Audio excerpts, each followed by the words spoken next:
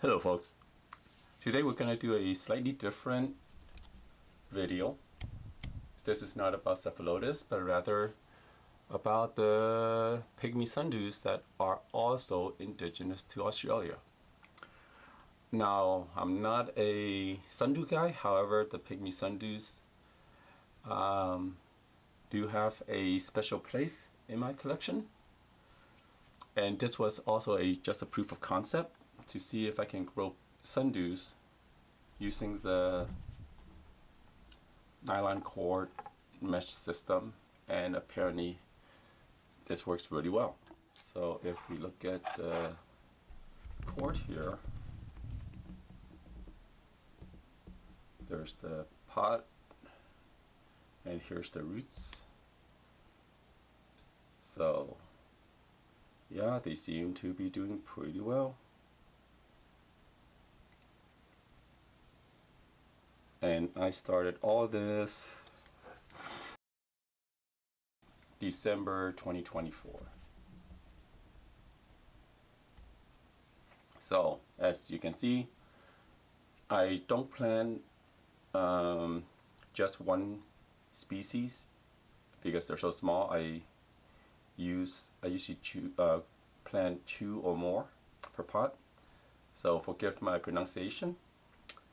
This is Drosera hyloides on this side. Let me do the close-up again. So that's hyloides on this side, and also it is Pygmy season indoors for my environment.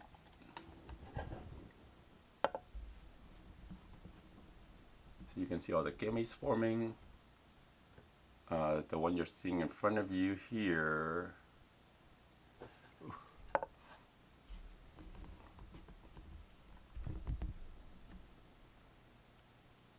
the one in front of you right here, this is Nitidula.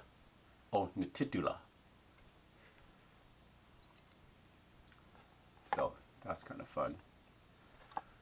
If I were to redo this again, I will probably level the soil at the pot level, which I'll show you why in the next couple pottings. So that's one. But it is forming some Pygmy right here. And for this one, on this side where my index finger is covering is Drosera omissa and pulchella.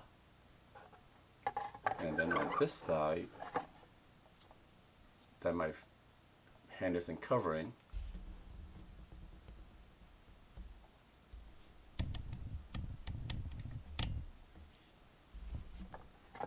is roseana.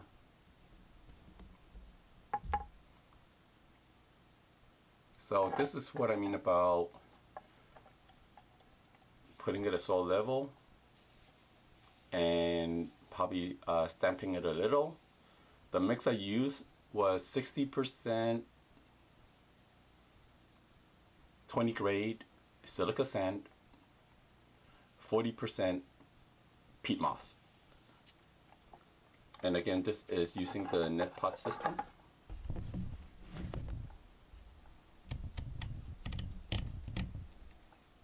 As you can see here.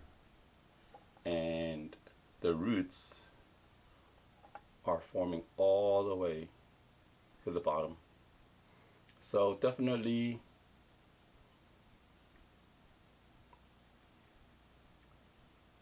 Pygmy sundews, well, except for the ones that I grow, they do like their roots in water, or at least they don't mind. And yes, I do top off the water once a week to get it some aeration, and even if the water is not consumed, I'll actually pour some out, put a spoon in it and wiggle it, or put an egg beater in there and give it a twirl just to get some aeration in the water. So this is Drosera pygmy. And again, I'll top it off at the soil next time. And if you do notice,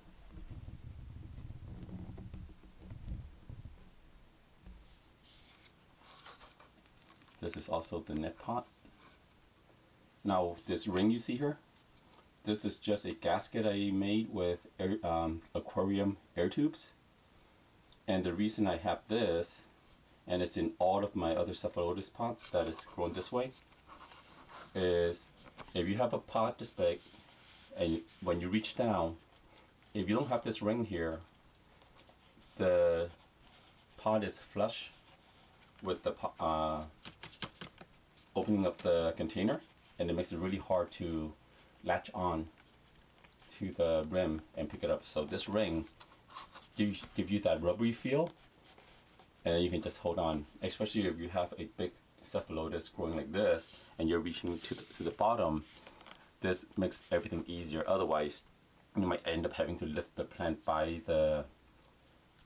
pot by the plant itself, because you can't touch the thing.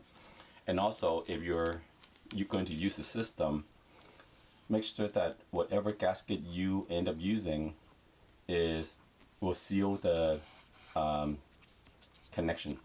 So don't use little tabs or anything that will let air come in, because one reason why the system works is because it creates 100% humidity inside the reservoir, and it also gets absorbed through the sides of the pots.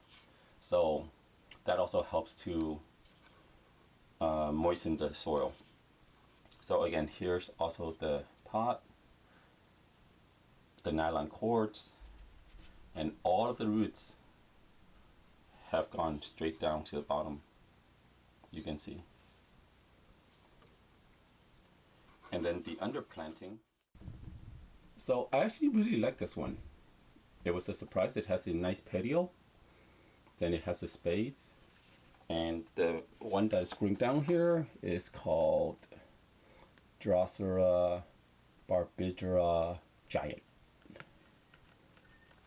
So, very cool. And the way I feed this guy is just with the Maxi solution that I use to fill the pitchers, and I just give it a light spray once every 2 weeks. And surprisingly, I don't see any gamete forming on the scorpioides. Oh, that's interesting. So here's one.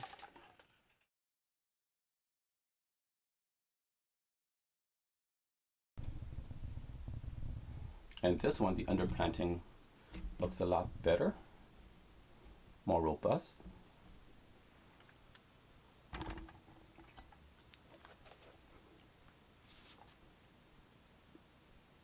And it looks like this one is about to form gametes. Now, one thing I do need to caution when buying plants, especially ones that are very compact or has a lot of interiors that bugs can hide. I actually purchased Drosera scorpioides from a couple online vendors from Etsy, and lo and behold, I always quarantine all my plants when I get them for a couple months, and I do inspect the plant with like a jeweler's loupe and magnifying glass. I haven't gone to the extent of using a stereo microscope, but I also employ these little babies just to make sure that I don't miss anything. And I encountered one pot of scorpioides infested with aphids and later mites.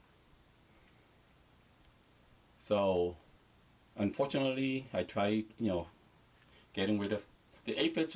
I manually removed with tweezers, but the mites, those were the difficult ones because they were getting into the soil, they were getting onto the other plants, and I've never encountered mites before, thank goodness, but now I'm encountering them, and I ended up treating that pot of scorpioides with neem oil and insecticidal soap. Big mistake. And I ended up having to throw the pot away. Unfortunately, before I threw it away, it formed gametes, and the scorpioides you just saw and you're looking at right now came from those gametes. So thank goodness for that. Oh, by the way, since this is Drosera, Pygmy, Sundews gamete season, this is a great time to add to your collection. Matter of fact, gamete season started like in December. So again, not an expert. If you find it, great. If you don't hold me to it. Now, scorpioides in the middle and the growing Sundews towards the base. Let me give you a nice, before I give you a nice little close-up of them. It is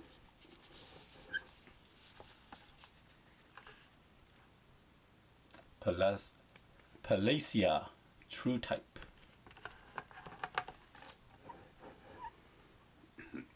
So all of this started December 2024.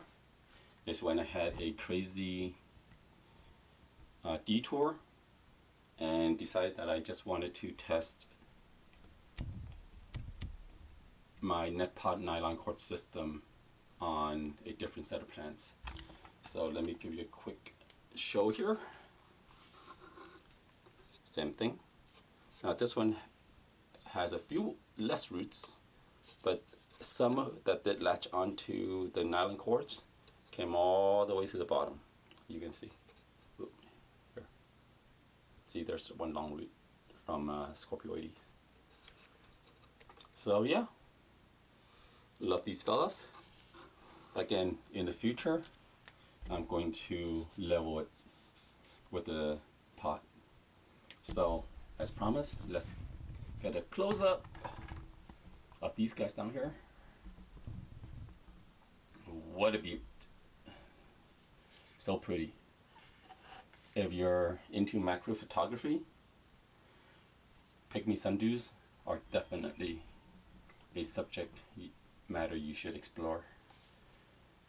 And you can grab some of Alan Lowry's books about Pygmy Sundews of Australia, and that's they're just beautiful, nice glistening.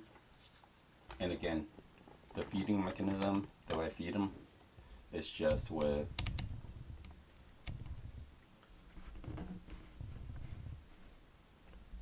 a light spray of the Maxi solution once every 2 weeks.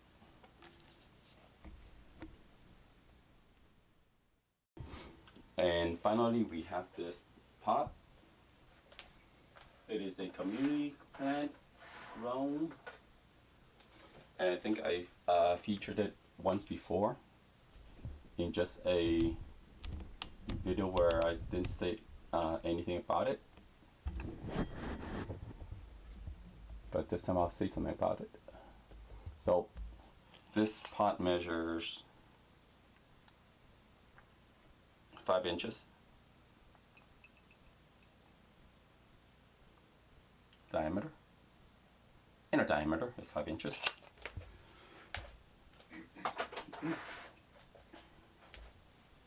And what we have here is so first, sand potting medium. And again, if I were to do this again, I will top it, make the soil level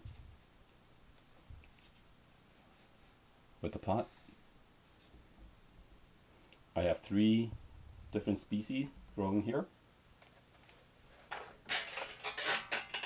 The one in front of you right now is enodes, Scott River. Now, one of the things about growing in the community is clear labeling. Otherwise, once you lose the label, they're just a bunch of Pygmy Sundews. And don't try to speculate what they are because they all look alike. The only one that really stands out is Pycnoblasta, which has this really compact silvery stipules. So here you go. There's a lot of gametes, so I would definitely be starting a new colony of this because it is just so neat. So this is right here in front of you. Right here.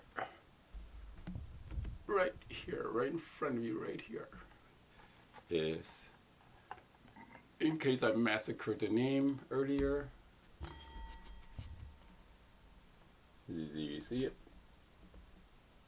Pycnoblasta. And then finally, we have this grouping here. Lots of gametes on these little guys. Now, from my experience growing Pygmies, I have grown Pygmies for quite a while. I'll show you one of my oldest pots.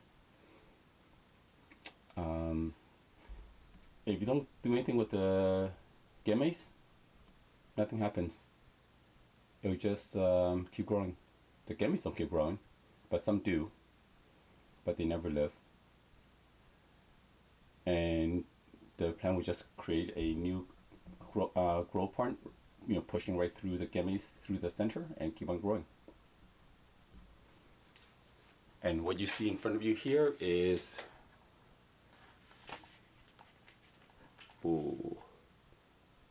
oreopodion. So there you have it. And let me see. And this one, the slightly larger pot, you can see all the fuzzy growth hairs underneath. And this is all made possible because of the 100% humidity that's inside the container.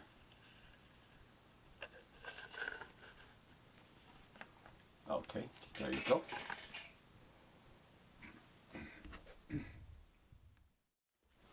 Okay, and this is the last pot I received.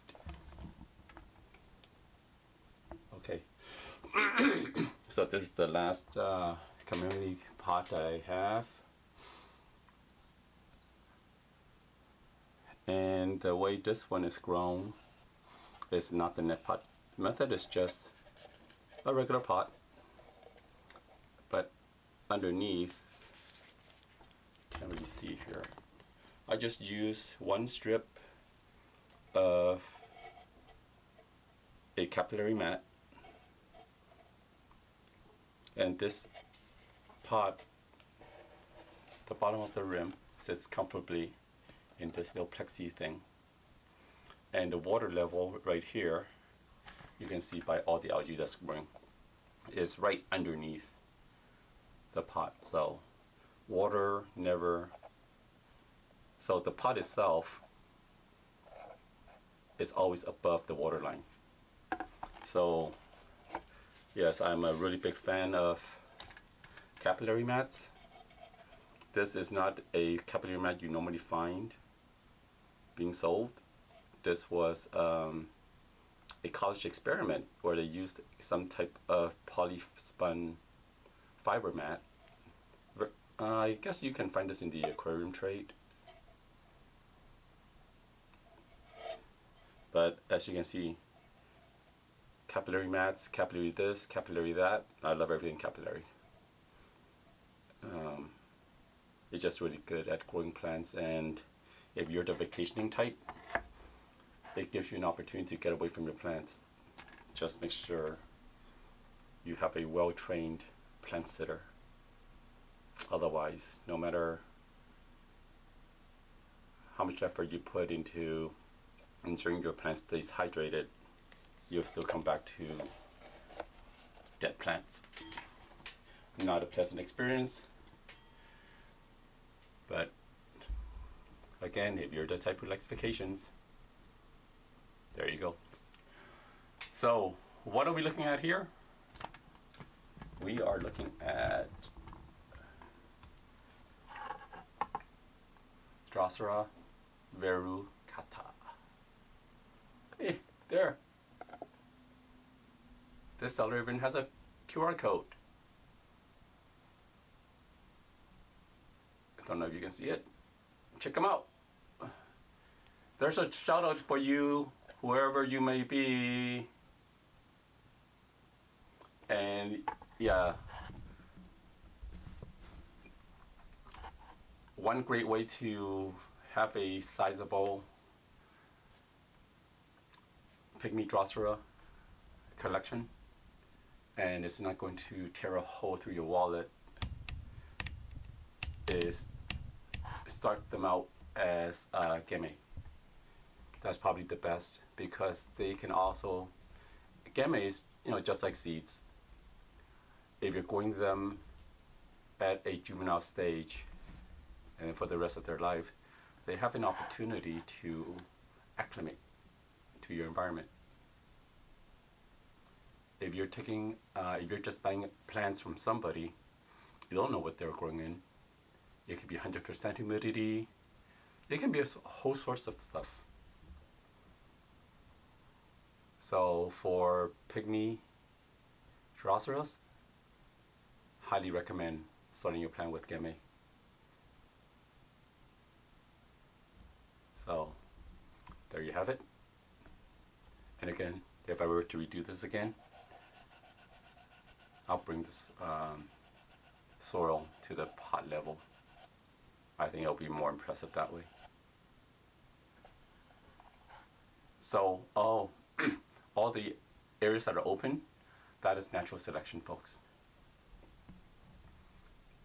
Some plants did die, don't know why, but looks kind of natural. I think it's kind of nice.